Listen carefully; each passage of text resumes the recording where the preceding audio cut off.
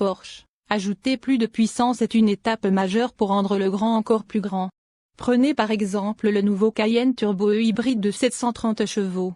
Ce sacré truc était déjà l'un des SUV les plus rapides que nous ayons jamais testé alors qu'il avait moins de puissance et de couple en 2023, mais comme pour suivre le monde qui l'entoure, ou peut-être devant le Cayenne le plus puissant jamais construit devient plus fou. Il y a désormais encore plus de poussée, une batterie plus grosse qui peut se charger plus rapidement qu'avant, et Porsche a décidé que, pour 2024, le SUV Cayenne Turbo à traction intégrale ne serait proposé qu'en tant que véhicule hybride et rechargeable. Cela laisse le Cayenne Turbo Coupé GT, plus sportif et plus bas, que nous examinons séparément, pour offrir une bouffonnerie turbo non hybride. Contrairement au Cayenne plus civilisé, le Turbo hybride commence à 6 chiffres mais offre des performances de type Goliath sans trop renoncer en termes d'espace de chargement. Ces SUV de luxe haute performance, tels que l'Audi RSQ8 et le BMW X5M, sont connus pour. Seuls les premiers détails ont été partagés jusqu'à présent, mais le Cayenne Turbo hybride devrait arriver chez les concessionnaires à la mi-2024. Que quelqu'un le demande ou non, Porsche propose le Cayenne Turbo le plus puissant jamais conçu pour 2024. Le Cayenne Turbo hybride de 730 chevaux est un hybride et rechargeable qui, selon Porsche, peut accélérer jusqu'à 100 km/h en 3,5 secondes et atteindre une vitesse de pointe de 280 km/h. Le PHEV dispose désormais d'une batterie plus grande et d'un chargeur embarqué plus puissant de 11 kW. Tous les Cayenne Turbo hybrides sont équipés de série d'une suspension pneumatique adaptative dotée d'une nouvelle unité à 2 soupapes et à 2 chambres. Le torque vectoring plus de Porsche est de désormais standard, tandis que la commande Porsche Dynamic Châssis et la direction de l'essieu arrière sont en option. Le hybride est également équipé des nouveaux phares LED à faisceau matriciel de Porsche. Le modèle Cayenne Turbo non hybride normal a été abandonné. Prix Porsche Cayenne Turbo hybride 2024. 148 500 $. Il manque dans la rédaction de Porsche des informations sur un Cayenne Turbo non hybride. En effet, le Turbo hybride, qui était l'offre haut de gamme en 2023, est désormais la seule offre portant le badge Turbo en 2024. Le Cayenne Turbo hybride est livré de série avec une banque impressionnante de fonctionnalités et de technologies. Bien que nous ne sachions pas encore quels packs et équipements optionnels sont proposés, choisir un niveau de finition pour le Cayenne Turbo hybride est aussi simple que de dire oui. Moteur, transmission et performance. Le Porsche Cayenne Turbo hybride 2024 est le Cayenne le plus puissant à ce jour. La puissance provient d'un moteur à essence V8 biturbo de 4,0 litres avec l'aide d'un moteur électrique pour une puissance totale de 730 chevaux et 700 livres-pieds de couple. Une transmission automatique à 8 rapports et une transmission intégrale sont de série.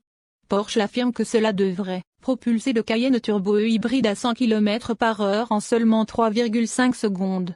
Nous pensons que ce sera plus rapide que cela, puisque la dernière itération du Cayenne Turbo S, hybride avec 670 chevaux et 663 livres-pieds de couple a atteint cet objectif en 3,2 secondes lors de nos tests.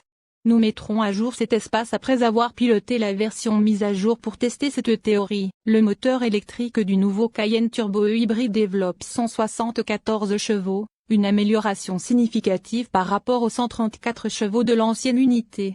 La batterie de 20,6 kWh est également beaucoup plus grande, mais le chargeur intégré de 11,0 kW est également important, car il s'agit d'une aubaine pour ceux qui ont souffert du branchement face au sort de l'unité standard, de 3,6 kW précédemment proposée ou de la mise à niveau optionnelle de 7,2 kW. Comme le Cayenne de base, le Turbo hybride utilise une suspension pneumatique adaptative pour contenir ses performances folles, illustrant parfois son efficacité avec ce qui sera probablement décrit comme des choses que nous ne pouvons pas croire qu'un SUV puisse faire. Un système de direction de l'essieu arrière en option, ainsi que la vectorisation du couple, améliore l'agressivité avec plus de contrôle. Le système de mélange des freins qui équilibre le freinage par récupération et l'utilisation réelle des plaquettes de frein a également été révisé, ce qui devrait adoucir l'expérience de conduite du Cayenne Turbo PHEV. Intérieur, confort et chargement. Le nouveau Cayenne Turbo hybride vole une longueur d'avance sur le livre de jeu de la berline Taycan entièrement électrique avec un énorme groupe de jauge de 12,7 pouces, comprenant un sélecteur de vitesse à bascule très inspiré de ses frères EV. L'écran tactile d'infodivertissement de 12,3 pouces est au cœur du divertissement et du fonctionnement de la navigation en cabine et, comme l'indique l'équipe locale, l'affichage principalement numérique de Porsche conserve un bouton de volume physique.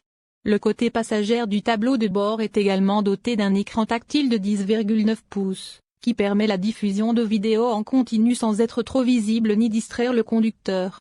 Les sièges sport en cuir à réglage électrique dans 18 directions sont de série et les sièges confort, moins agressifs, à réglage électrique dans 14 directions, sont en option. Infodivertissement et connectivité. Si vous avez déjà remarqué que votre smartphone se transforme en haute pocket en aluminium pendant le chargement, le chargeur de smartphone sans fil du Cayenne Turbo E hybride utilise un petit climatiseur pour garder les appareils au frais pendant le chargement. Chaque Cayenne est équipé de Porsche Connect Plus, qui comprend un point d'accès Wi-Fi ainsi qu'Apple CarPlay et Android Auto sans fil. Un ensemble de systèmes audio améliorés comprend une unité Bose A14 haut-parleurs ou une configuration Burmester beaucoup plus chère qui pompe 1455 watts à travers 21 haut-parleurs. Capacité de remorquage et de charge utile. Porsche n'a pas divulgué combien son Cayenne Turbo E hybride peut remorquer, mais le précédent PHEV gérait 6600 livres, soit environ 1100 livres de moins que le Cayenne Turbo non hybride proposé précédemment.